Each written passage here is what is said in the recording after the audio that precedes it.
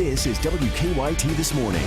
Good morning and welcome in on this first day of fall. I'm Bill Bryant. And I'm Andrea Walker. It's good to have you with us, and it has been a busy one in our newsroom. Thursday, September 22nd. Let's get to it. A lot going on here at 6:30. The all clear has now been given at EKU, but we're still trying to get some answers. There is a lot going on. Shots fired overnight near campus in the downtown area. We'll have the latest details. A Lexington scene was shot overnight in a robbery. What police are now looking for in the case. And wearing a creepy clown costume could get you thrown in jail. We'll have the warning from one Kentucky police department. Who'd have thought? All right, taking it seriously. Right. Okay, I won't say speaking of clowns. No, let's get to weather. Pass it over to Mike. Yeah. We won't take the bait today. No, absolutely not. It's too easy right there. All right, let's look outside real quick and see live sky camera. There is your shot. I-75 Winchester Road. Things look great early this morning as you're traveling. I have not heard of any issues. Good news, no visibility issues either. Maybe some valley fog, but that's about it. Temperatures there in the 50s and 60s. It's another nice start to the day. Warm finish, though, 89 degrees is that first day of fall. It's still feeling like summer. And how long is this going to last? Because we're not seeing fall weather anytime soon. I have made changes for the weekend forecasting, your 7-day. If you haven't seen them already, I'm going to have that coming up and also show you maybe even some 40s for overnight lows there toward next week. It's a big blast of cooler air. I'll have that in just a few minutes. All right, here's the latest now from WKYT News. We are tracking overnight developments in Richmond, where a fight led to a campus-wide alert at Eastern Kentucky University. It was a scary situation for students. They were told to take cover and lock their doors. That's because police say shots were fired near 2nd Street, and that's not far from EKU's campus. WKYT's Michelle Chamberlain is at our alert desk to tell us why. We've received word into our newsroom from a viewer telling us she heard around 8 gunshots in the area, along with a lot of yelling. The gunshots prompting EKU police to send alerts in the middle of the night. Check out what EKU police were tweeting overnight. Take shelter, lock your doors, avoid campus. All of this while EKU police say Richmond police were investigating shots being fired near campus. Check out this video of the scene near downtown Richmond. The alert warned of reports of shots fired just off a campus in downtown. People were asked to take shelter just before 2 this morning. Police say the gunfire took place during a fight on 2nd Street. EKU police tweeted out that the shooting involved 4 men in a dark Altima. Police now tell us they did pull over a car on South Madison Avenue. At least 2 people are in custody, and we don't know if they will be arrested or charged, but we'll keep you updated throughout the morning on the situation. And we do know the alert sent to those on campus is lifted, and the all clear has been given. Andrea? All right, Michelle, thank you very much. New this morning, Lexington police are investigating an overnight robbery that led to a teenager being shot several times with a pellet gun. It happened just after midnight at a home on Brynell Drive near Eastland Parkway. WKYT's Lauren Miner joins us live from police headquarters with more on the investigation. Good morning, Lauren.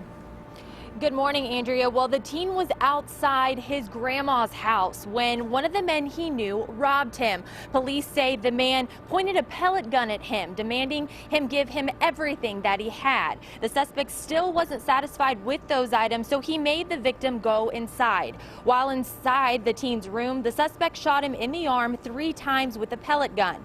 The grandma of the victim was home at the time. She heard the shots and called 911. The victim was taken to UK Hospital to get checked out. Police say they are looking for a woman and 2 men who are inside a blue van. Now, and that's really all they have right now as far as the investigation goes. Reporting live in Lexington, Lauren Miner, WKYT. Lauren, thank you. New this morning, a motorcycle club was damaged in an early morning fire that started about 4 o'clock this morning on Pea Ridge Road near Irvin in Estill County. Firefighters say there was a cookout at Free Riders Motorcycle Club last night, and they say that may have been what caused this overnight fire. The owner of Boyd Orchards in Woodford County says it will be business as usual today, even though there was a huge overnight fire there that destroyed 2 of the barns there. The owner says the barns are not in an area where customers go, and their apples and pumpkins are still in good shape. Good news there. Well, we could hear police testify today in the murder case of a Kentucky National Guardsman. Jeremy Harris is accused of murdering Trevor Dilger. His body was found over the Labor Day weekend in a burning car near the Fayette-Woodford County line. We've also learned Harris is wanted in Tennessee for attempted murder. Christy Hanley and Justin Sloan are also accused in the Dilger case. 3 people are expected to plead guilty today in a Clark County murder case. Aaron Staley, Christopher Robinson, and Lamont Wilkerson are charged in the 2014 shooting death of Amber Cottle. She, just 2 days before Christmas, died after being hit by a stray bullet that was fired at the apartment above hers. A 4th person, Lillian Barnett, is also charged in the case. Her trial is set for January. An amazing story here. The victim in a so-called Harlan County Jane Doe case from nearly 50 years ago has finally been identified. DNA testing confirms the victim is Sonia K. Blair Adams. Her body was found along the Little Shepherd Trail in June of 1969. Adams was from Letcher County. She was just 21 years old when she disappeared. Police are hoping that new information will generate some new leads in that long-term investigation. A 3rd top official of Ron Paul's 2012 presidential campaign has been sentenced to 3 months in prison. Deputy campaign manager Dimitri Kasari was convicted of conspiracy and 3 charges related to false campaign reporting. Those are the same charges for which a jury convicted the campaign's chairman, Jesse Benton, and its manager, John Tate. But Benton and Tate avoided jail time. There is now a $2,000 reward for information about a hit and run that killed a Pulaski County boy. Stanley Turner was hit on Rocklick Creek Road while playing near his grandfather's farm. 3 months later, and no arrests have been made. Stanley's mother is hoping that the new money, the $2,000, will make somebody talk. He's my son. He's my baby, you know. I have to watch my other kids hurt every day. I have to hold on to some hope, you know, because without hope is all we have left. The Pulaski County Sheriff's Office says they are still looking for a blue hatchback that may have an Ohio license plate. All right, it's been all the talk, trending on the web and so forth, but clowns are not bringing laughs to one Kentucky police department. We've been reporting on a wave of creepy clown sightings in southern Kentucky this week. Now, the Barbourville Police Department is putting pranksters on notice. If it is creating a situation that's breaking the law, then you'll be charged for it and arrested. Now, police say it is not against the law to dress up as a clown, but trying to scare people can create problems. They also say investigating clown complaints creates risks by taking resources away from other cases. And check this out. Laurel County Jailer Jamie Mosley posted on his Facebook page that he found a teenager along a road in a clown costume. Mosley says he took the mask and he warned the teen about the danger he was creating for himself and for drivers. All right, lesson learned there. Yes, probably. Let's put an end to this, people. Yeah. Okay, we have an update on the renovations that are taking place at the old Fayette County Courthouse in downtown Lexington. The mayor's office says much of the work has now shifted to the outside. Scaffolding now surrounds the building. The old courthouse was built in 1898 and will be turned into a multi-use facility with a restaurant and office space. The $30 million project is expected to be finished in the spring of 2018. And here's an update for you on the pedway on EKU's campus. The entire center structure of the walkway has been removed. It will still be several weeks before beams are built to start replacing the center section of the pedway. As you remember, a crash damaged the pedestrian walkway on campus. Lancaster Avenue is still closed, and we're hoping for an update as to when it will reopen. The hope is to have Lancaster Avenue open while beams are being built off-site. Once the beams are finished, Lancaster Avenue will have to be closed again to put the beams in place. Quite an inconvenience open over closed, there. Open closed. Yeah, and over there in Richmond, it's kind of cut the city in half in some ways. And of course, they have homecoming coming up soon. Oh goodness! But so you know, I didn't even think of that. That's very true. But they'll spruce things up in time for that coming up in October. That's right. All right, let's check to see how traffic is moving this morning. See what's going on. Here's Officer Don with a check of live drive traffic here early on your Thursday. Don?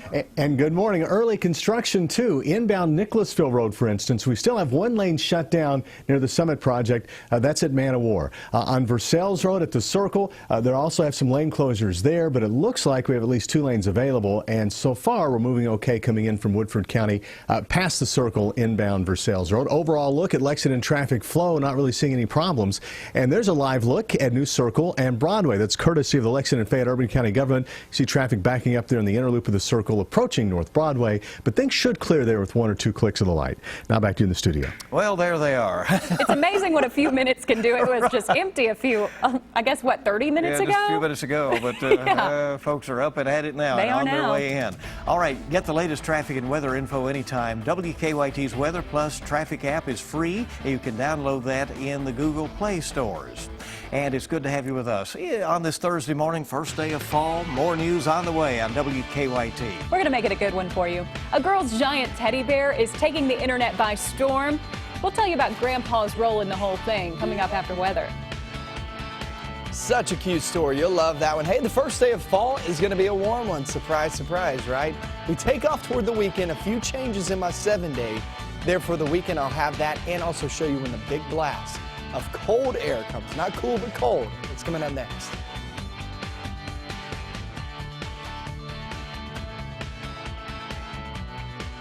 Now, your hour-by-hour forecast with meteorologist Micah Harris.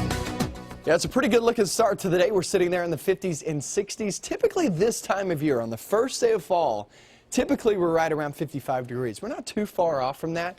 We're 57 now in Danville. Somerset coming in at 57 degrees. And you look across the region, I mean, that's the way it's going to go for the next few mornings. And then by the afternoon, you know how it goes. Here we go with some really warm temperatures and well above average temperatures. Let's look at your sky cams across the area, and I don't see any problems whatsoever. We just had Officer Don on from 98.1 The Bull get us updated, and he said we didn't have any issues. Moorhead, I-64, no problems as you're heading towards, say, Carter and Boyd counties. Bath County looks good. Owingsville, good morning to you guys. And Montgomery County coming in, and the upper 50s, lower 60s. First day of fall officially starts at 10:21. Average temperatures, once again, mid-50s, and then we head towards your high at 76. We are going to be nowhere near that. 76 is typical what we feel toward the afternoon. Not going to be feeling that. We're going to be roughly 90 degrees, so well above average. If you're looking for the changing of colors, when does that actually come? It's typically mid to late October, so we still have some time, but we really need that rain, and the reason being is because the rain keeps that ground soaked. It keeps the trees pretty lush, and it doesn't allow those, when you get dry weather, droughts typically, during fall foliage, what happens is the leaves become very brittle, very dry, and they fall off very easily. So you just don't have peak times lasting that long. We wanted to last. High school football, there is your look, and things are pretty good there. Friday night football, not seeing any issues. Weekend planner, your weekend, not all that bad. We're at 87 degrees there on Saturday. Sunday coming in at 85 degrees. That means any events that you have going on, you have the green light. Saturday, Sunday, big events. You got the Marion County there in Lebanon, Marion County Country Ham Days. A lot of people show up for that. I mean, we have so many events, so many festivals going on. It's just a fun time of year, and it looks like we're going to be just fine. Any haunted houses, some haunted houses are kicking off. Got some corn mazes out there too, so there's so much to do. And here's your weekend that we're sitting in the mid-80s. Low humidity, it's really not going to feel too bad. It will still be pretty warm, but it's staying dry too. So this is the weekend.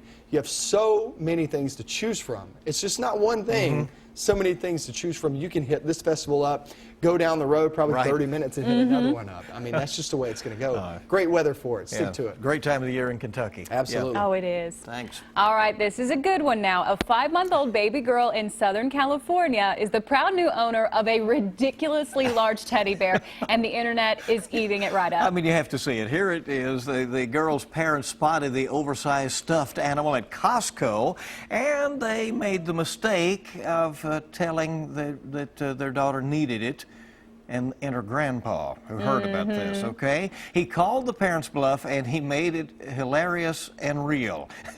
She surprised the little girl, whose pics with a freakishly big, cuddly buddy have gone viral. You don't realize how big it is until you see her sitting on top of it. It barely fits the room. Look at that, you know? I love it. It's a bear, all right? It is so cute, and it's true. You made the mistake when you bought Grandpa in the picture because you know they're going to spoil him rotten every time. He was going to do it upright. You see, even with a grown adult, those things are huge. Yeah, I love it. All right. what to do with it now, you know, after she Right. grows up. That'll be the question. But I bet they don't get rid of that. It's too cute, too cute. Good to have you with us now, rolling towards 6:47. Of course, CBS This Morning on the way in just minutes. But we've got more news for you right here, coming up.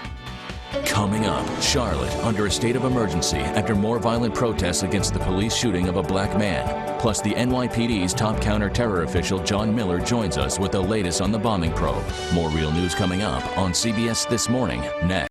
Welcome back into WKYT this morning. It is 10 till 7 on your Thursday. Well, we had some tense moments overnight as EKU Police sent out alerts to students and faculty telling them to stay inside and lock their doors. Right in the middle of the night, and that's one of the stories making headlines this morning. WKYT's Michelle Chamberlain joins us now with a look at what's trending on the web early. Michelle. Yeah, those alerts prompted after reports of gunfire in downtown Richmond near campus. Police say the gunfire took place during a fight on 2nd Street. Police say the shooting involved 4 men. 2 men have been taken into custody, and the all clear has been given to those on campus.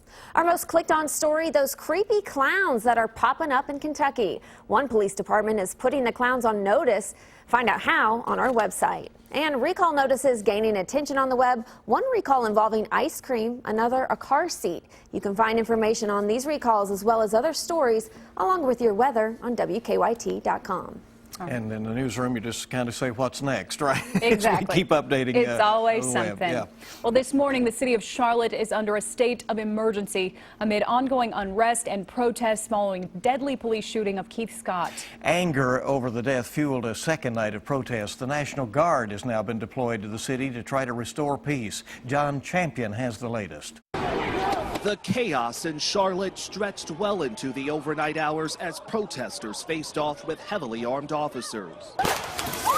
Tear gas filled the air and at least one flashbang exploded as officers moved in to clear the streets. The scene played out as anger over the deadly police shooting of Keith Scott spilled onto the streets for a second night. Some demonstrators were arrested peacefully, but damage to businesses and stores in Charlotte's vibrant uptown area mounted. Windows were smashed, even at the Spectrum Sports Arena. Justice justify everything.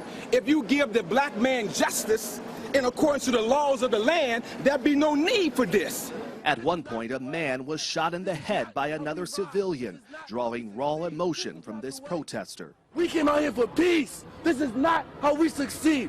I was wiping off his blood. I was sitting right next to him. There was no life in his eyes. Fueling the unrest, the different narratives of what led up to Keith Scott's death Tuesday. I want people to know that we are going to make sure that our investigation is thorough and it's transparent. Police say the 43-year-old ignored repeated demands to drop a gun when they confronted him at this apartment complex, but family members insist he was holding a book, not a weapon. Don Champion, CBS News, Charlotte. And the North Carolina chapter of the NAACP is calling on authorities to release video of the tragedy as quickly as possible. Here in Kentucky, a federal grand jury has indicted 2 men in connection to a rash of overdoses in Montgomery County. Robert Shields and Wesley Ham are charged with distributing heroin laced with fentanyl. At least a dozen people overdosed in Mount Sterling in a very short amount of time, and 1 person died. The 2 men could face up to 30 years in prison if they're convicted.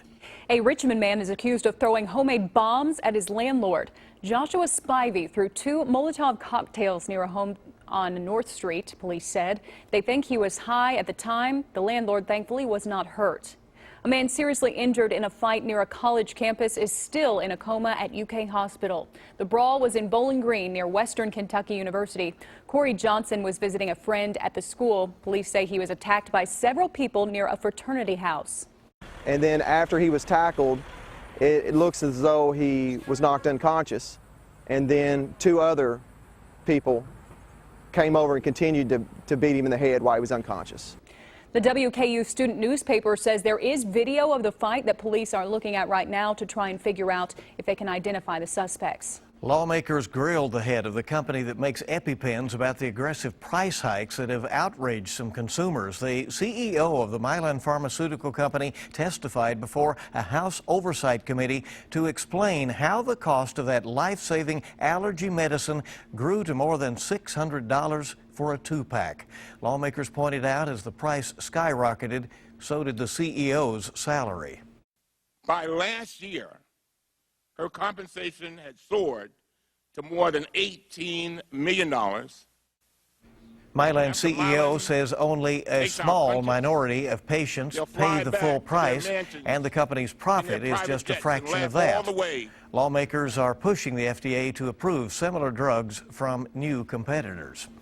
Well, after 99 days of twists and turns, plots and schemes, CBS's hit reality show Big Brother has crowned a brand new winner. All right, it came down to 2 finalists for the 18th season finale last night in Los Angeles. It was a nail-biter, but Nicole Franzel came out the winner. She walks away with $500,000. Contestant Paul Abrahamian was the runner-up, so congratulations to her. That would be a tough competition. Oh, absolutely. There's all kinds of scheming and whatnot. Oh, yeah. You know? Cabin fever, for sure, you right got there. that right. All right, no cabin fever for us. What beautiful weather. Oh, we're going to have to enjoy the next few days. Let's check in with Micah before we go. It's a good-looking start to the day, and we're going to have that toward the afternoon, off into your Friday and to your weekend. It's just not going to change. Very straightforward forecast. Warm and also sunny. That's the way it's going to be the next few days. It looks great out on the roads. And I'm looking across the roads, 75 corridor, haven't heard of any issues. 64 corridor looks pretty good. BG, Mountain Parkways, Hal Rogers, Cumberland Parkway, all looks well anywhere you look. And just the breakdown of it for you once again, make you sound a little bit smart there at work when somebody says, what time does fall officially begin? Well, it's 10:21 this morning, so we're not there just yet. We're actually still in summer, but officially 10:21. Average temperatures typically are in the mid-50s during the morning hours. Now, we're a little bit higher than that, but afternoon, typically at 76, we're nowhere near that. 10 to 15 degrees above average for today. And fall foliage peak time, when we start to see the changing of the leaves, which some trees are already changing, but peak time, when it really is just popping outside, that's mid to late October. So we still got a little bit of time for that. I saw something on the internet that said fall is my favorite color. Yes. And isn't that the truth? Oh, I love it. Yeah, so many colors. So beautiful. Yeah, no doubt. It's going to be a great time. Thank you, Micah, very much. And nobody is more up to date than you to start your day because you chose WKYT for your first look at what's happening. Happy fall, everybody.